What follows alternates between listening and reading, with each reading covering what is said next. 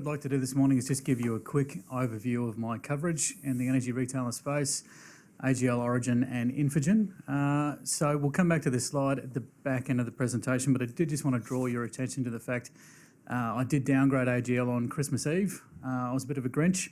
But looking at the ongoing outage at the Loy Yang A Unit 2, it looks like there is going to be some weakness, or I think there could be some weakness in the full year net profit figure, the longer that outage continues. And there is a softening in the FY21 electricity futures, which again points to lower prices for retailers.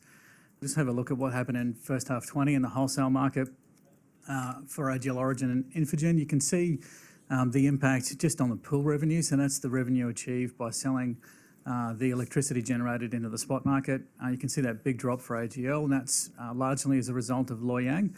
That outage I referred to before and what was guided to earlier in the year by AGL, so midway through the year by AGL.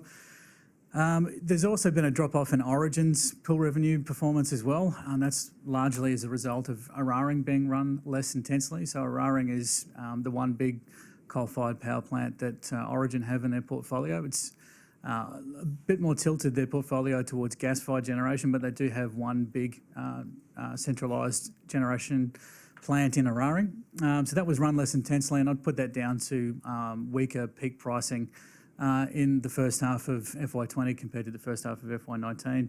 Infigen, on the other hand, bucked that trend and actually produced more revenue. That's because of the Badangara wind farm, which was finally commissioned and brought into service. But you will notice the price achieved by each of those three companies has been falling. That's just a reflection of the fact that the spot prices have fallen between the two halves.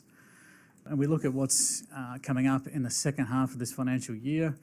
So my big concern is, as I said, that ongoing outage at Loy Yang, is particularly coming into the January quarter. That's usually the time of year where the electricity markets are most active. That's where you can make the most money as a generator.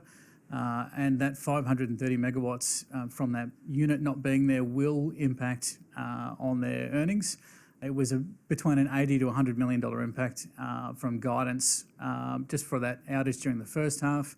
So this is now extended almost 3 weeks longer than they were originally pointing to. Look, it might be the case that they have some kind of insurance or liquidated damages they can claim back against their supplier, but I wouldn't imagine that would necessarily cover the full cost, and if at all. And as I said, the pricing in the January quarter points towards a significant weakness, which I think is not really being reflected in the share price at the moment. On the other hand, Origin's plant, which also was suffering an outage, there was a second unit at Mortlake which had an incident around the same time as Loy Yang Unit 2. That's since been brought back online, so Origin looks to be running with their full portfolio coming into the quarter, whereas, as I said, AGL will struggle a little bit.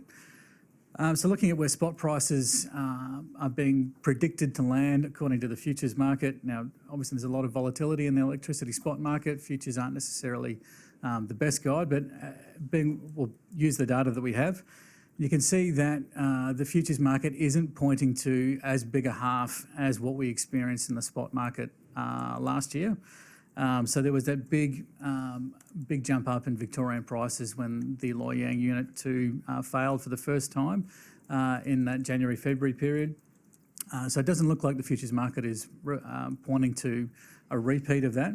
And in fact, across the board, it looks like spot prices might be a little bit softer than where they were. Having said that, there was some pretty heavy price spikes in the New South Wales region on the weekend, partly as a result of bushfires. That impacted the substations at Snowy Hydro, which is where a major interconnector exists between Victoria and New South Wales. And New South Wales typically does rely on some exports from Victoria to meet their power demand in summer.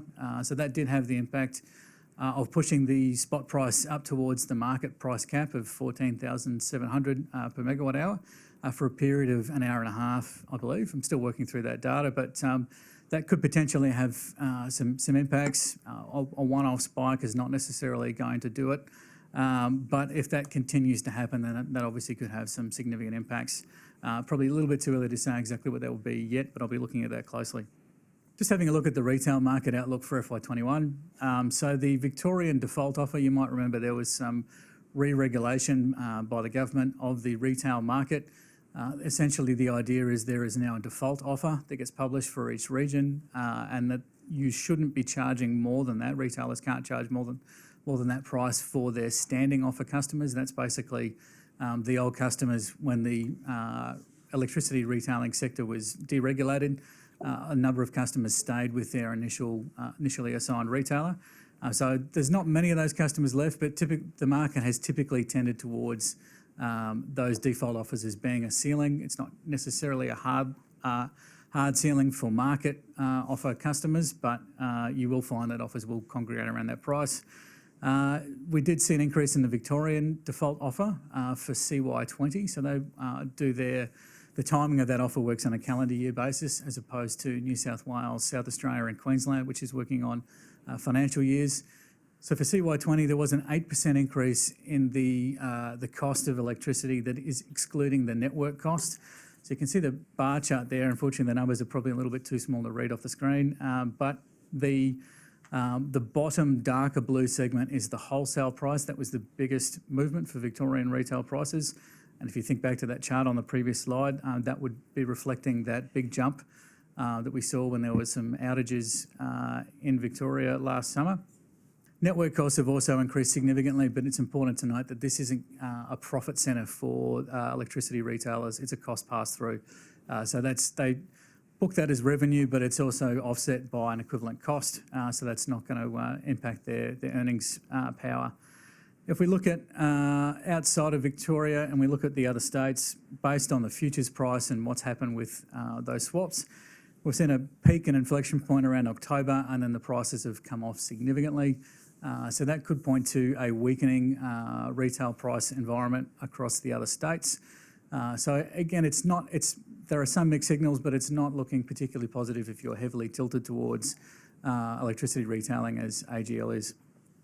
The last little data point there, I haven't got a chart on it, but the LGC prices have rallied a little bit, but it's still heavily in backwardation. That's more one that probably impacts on Infigen more than the other two, being heavily focused on renewables. So just to reiterate, so AGL downgraded that one to a reduce on the back of concerns around Loy Yang and also the softening outlook for retail prices in FY21. It has performed pretty well over the last 3 months. It was up almost 8%. And that seemed to be, my read of that is it's more reflecting AGL being viewed as a short-term safe harbour when there's some potential negative sentiment in the market and falling interest rates. I think, again, my position on that one hasn't necessarily changed. I think AGL is not as safe an option as you could find in the market. When you see things like those outages and the big impacts that they can have on their profit and the likelihood that they will continue given the age of their plant, I don't think it's necessarily as defensive a stock as you could probably hope to find. I think the share price adequately rewards people who've been there. So I think it's probably time to take some of what's on the table and reduce your holdings. Origin, on the other hand, look, it's rallied pretty strongly, 10%. It did get a little bit higher than that and has softened a little bit recently. I'm still keeping that one on an ad just on the back of the strong commodity price environment, which should flow through the AGL Energy business to give them a bit of a boost. They were also fairly bullish on their dividend outlook, although I should say that both companies probably aren't going to have fully franked dividends. So AGL has only an 80% franking, and Origin, it's not clear exactly what they will have, but they were pointing to the fact that they have had a number of tax losses, which will likely mean that if they do increase their dividend, it won't be fully franked.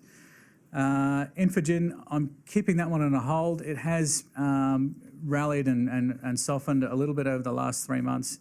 I think it's a really interesting company to have a look at. It's probably the best pick of mine, safest pick of mine in the green-focused space. But the issue I have with that company still is that as the carbon price softens, you're going to see a pretty significant drop in revenue, which they're hoping to replace with a much larger increase in retailing to commercial industrial customers. But the question is, how much do you want to pay for that potential growth right now? I'd say it's still probably more a watch and wait for me on that one.